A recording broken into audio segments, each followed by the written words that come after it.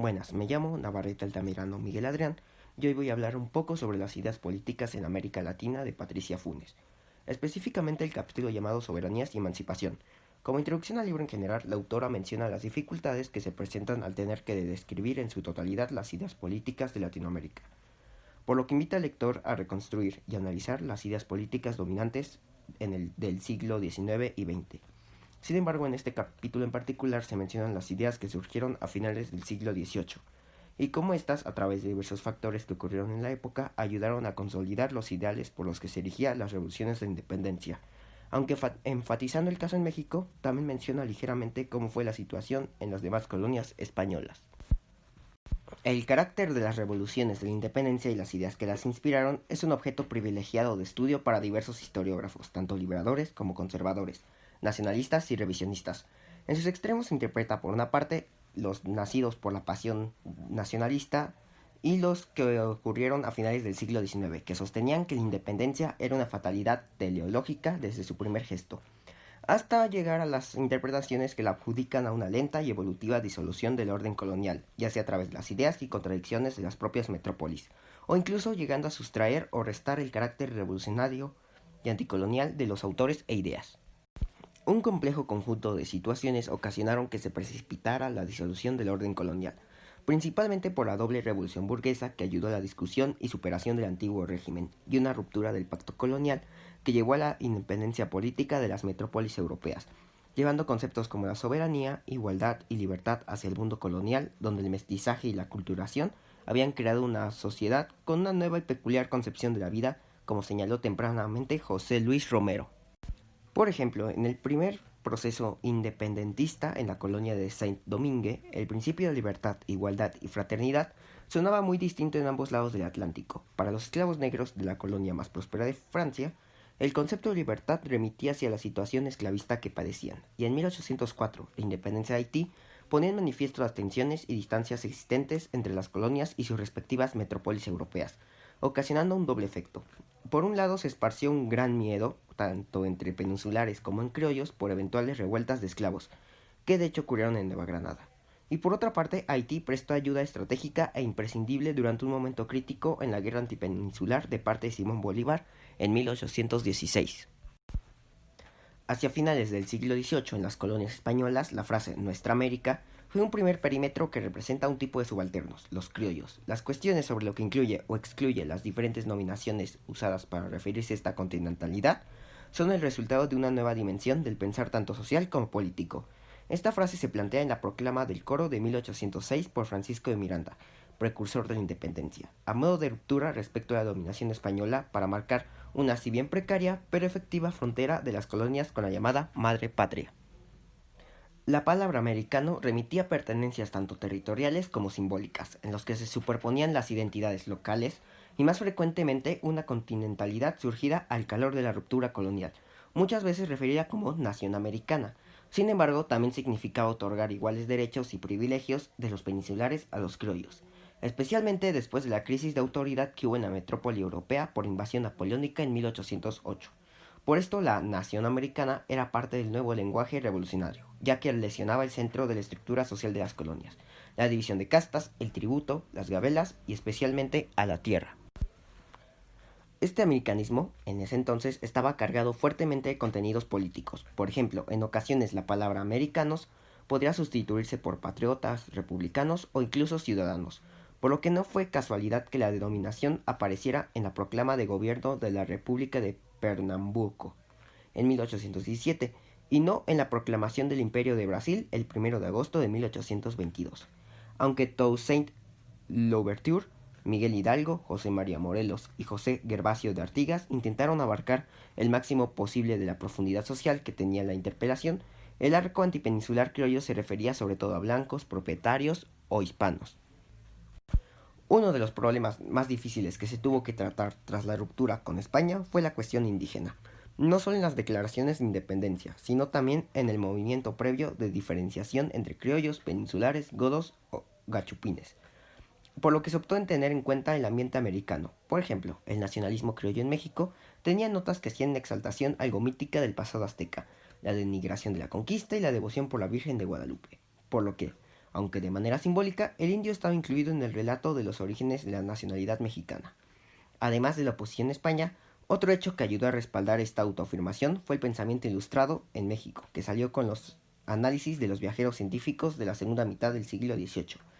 Estos viajeros, el conde Buffon, Cornelius de Poe, Guillaume Reynal y William Robertson, retomando las ideas filosóficas de Hegel acerca de que América era un continente sin historia, con una geografía y fauna inmadura, por lo que señalaban la minusvalía física, ambiental, geográfica y humana de América.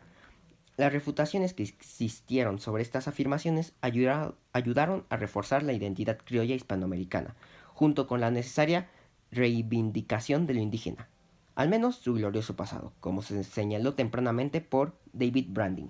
La controversia involucró varios intelectuales de las dos Américas. Considerado uno de los aportes más importantes para esta reivindicación fue el del jesuita novohispano Francisco Javier Clavijero, quien, en un estilo muy idealista, construyó una versión épica de la civilización mexica, estableciendo comparaciones con pueblos de semejante grado de evolución cultural.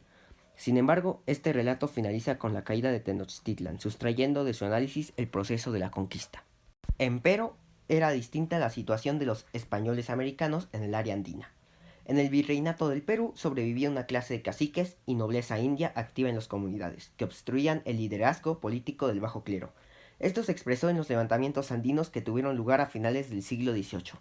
Este evento abrió una brecha entre los criollos peruanos y los indígenas, alertando del peligro que suponía el reconocimiento del pasado prehispánico, llegando incluso a omitir cualquier mención positiva de ese pasado, como lo hizo el jesuita Juan Pablo Vizcardo en su defensa de los americanos. Por otra parte, esto ocasionó el temor y la renuencia de los sectores criollo-limeños de romper con la corona, y una desconfianza de las comunidades indígenas de sumarse a los ejércitos independentistas. Las tensiones y negociaciones no solo se advierten entre las ideas y las prácticas, sino la excepcionalidad propia del pensamiento político estaba atravesando por fórmulas que distaban de ser unívocas. Esto era un factor común que ocurría con las ideas centrales y rectoras de los procesos independentistas revolucionarios en un territorio que estaba en un tránsito del antiguo régimen hacia la modernidad. Las formas de pensar en la legitimidad y naturaleza del poder podrían admitir más de una interpretación, pluralidad de referencias como el modelo francés y el norteamericano, y aún más variedad en las interpretaciones conforme a los desafíos marcados por la guerra entre la metrópolis y las colonias. Pero regresando hacia la invasión napoleónica de España en 1808, el pueblo o pueblos de España se levantaron en armas contra el invasor, en algunos casos por sinceros sentimientos de defensa de la monarquía, incluida su parte absolutista, mientras otros intentaron soluciones antimonárquicas y liberales. A partir de esto se desató un conjunto de factores marcados por su enorme grado de excepcionalidad. Por ejemplo, en Portugal, la Corona de Braganza tomó una decisión única en la historia del colonialismo, la cual fue trasladar la corona hacia su colonia. La corte de Braganza logró resolver el viaje en pocos meses, organizando también el séquito y toda la biblioteca de Coimbra, en barcos escoltados por la Royal Navy que se trasladaron de Lisboa a Río de Janeiro. Debido a esto, el rey Juan VI tuvo que elevar el estatus jerárquico de Brasil a reino. En España, en cambio, el movimiento juntista se organizaba en nombre de la nación española. Esto se produce de manera sincrónica en América desde 1809. Sin embargo, ambos no necesariamente se movían de forma coordinada. Quien legitimaba el poder y cuáles eran sus depositarios legítimos frente al rey preso fueron preguntas que tenían más de una respuesta tanto en la península como en las colonias. Tradiciones escolásticas o más secularizadas sobre la naturaleza del poder civil se superponían a las recientes vertientes aprendidas del conjunto de conocimientos liberal revolucionario acerca de la soberanía popular basada en un pacto entre individuos. La teoría suareciana, por ejemplo, venía en auxilio ante la ausencia del poder real. En ese esquema se proponía que la soberanía siempre pensaba como de origen divino podía ser transferible del monarca al pueblo. Para Rousseau difería al considerarla intransferible y que estaba basado en un pacto entre individuos. Para Suárez, la soberanía es un atributo comunitario. Esto ocasionó encrucijadas políticas urgentes e importantes al urdir varias preguntas para las cuales se tenían más de una respuesta, entre ellas, ¿qué era el pueblo? Y esta definición podría ser territorial, patriótica, en el sentido de presencias locales, forales y comunitarias, o bien podría ser el conjunto desagregado y a la vez sumado de los propietarios. Entre 1808 y 1809 el historiador Francois Javier Guerra consideraba cruciales muchas de estas lógicas. Además, las urgencias de la guerra imprimían una dinámica que aceleraba en la política real la toma de decisiones que posteriormente eran justificadas ideológicamente conforme a esos resultados.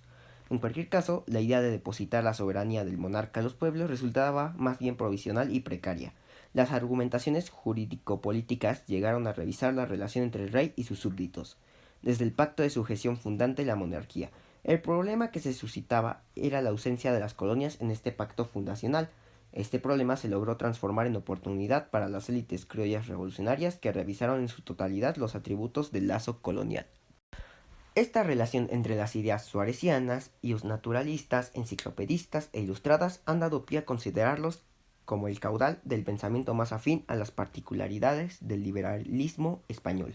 El centro de la cuestión historiográfica se encontraba el problema teórico de ese pasaje entre un mundo jerárquico y comunitarista con las ideas modernas basadas más en el individuo, el propietario, de las revoluciones inglesa y francesa. En el Nuevo Mundo hacía falta crear esas figuras. El jacobinismo de las élites criollas parecía estar muy dispuesto a llevar estas ideas adelante. Este llamado liberalismo euroatlántico ha sido particularmente revisado por la producción histórica reciente.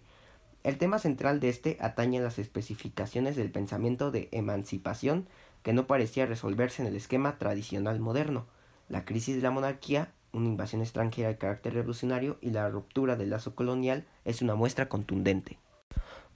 Los pensadores franceses, ingleses y españoles figuraban en las bibliotecas latinoamericanas. Aún los que estaban prohibidos por la Inquisición se colaban en las mercaderías inglesas, normalmente como contrabando. Por esto, los fisiócratas, mercantilistas y librecambistas eran invocados como fuentes argumentativas para afirmar que en los hechos eran frecuentes los intercambios de los márgenes del Imperio Español.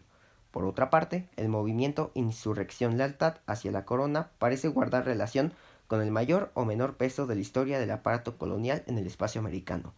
No era casualidad que las protestas más radicales de ruptura se produjeran en áreas administrativas periféricas y recientemente creadas por los Borbones y sus reformas.